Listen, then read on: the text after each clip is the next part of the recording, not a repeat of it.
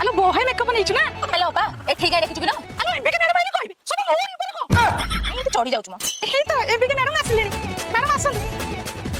ଆଲୋ ତମେ ଦି ଜଣ ବାକି ସବୁ କୁଆଡେ ଗଲେ କିଲୋ ସେମାନେ ତ ଆଉ କେବେ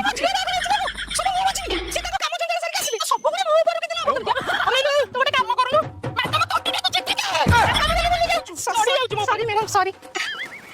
ଆକ୍ଚୁଆଲି ମ୍ୟାଡମ୍ ଆପଣ ଟିକେ ହଠାତ୍ ଆସିବାର ଆପଣଙ୍କର ଅଭିପ୍ରାୟଟା ଆଲୋ ଏଇଟା ନବୁ କିଲୋ ମ୍ୟାଡମ୍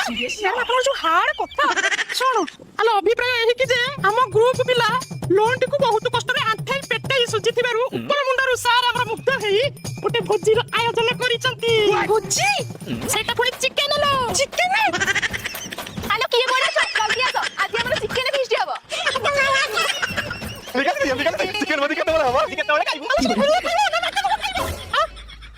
ଆଲୋ ଇଏ ଚାରି ଜଣ କି ନୂଆ ଚେହେରା ସାଇକୋ ସାଇକୋ ତମ ଡାଇଲଗ ସଇଲା ଆଲୋ ତୁ ଆମେ ତମ ମେନ୍ ଆର୍ଟିଷ୍ଟ ଆକ୍ଚୁଆଲି ମ୍ୟାଡମ୍ କଥା କଣ କି ମୁଁ ଆମ ଗ୍ରୁପରୁ 3-4 ଜଣଙ୍କୁ ବାହାର କରିଦେଲି ଠିକରେ କିସ୍ତି ଦେବେନି ଆମ ଉପରେ ପ୍ରେସର ପଡିବ ନା ନାଇଁ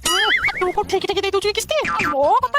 ଆଉଟ ଅଫ କୋର୍ସ ମୋ କଥା ଆମେ ସାରଙ୍କର ମୋର ବୁଝିବୁ ସାରଙ୍କର ମୋର ମାନେ ଭଲ ସମ୍ପର୍କ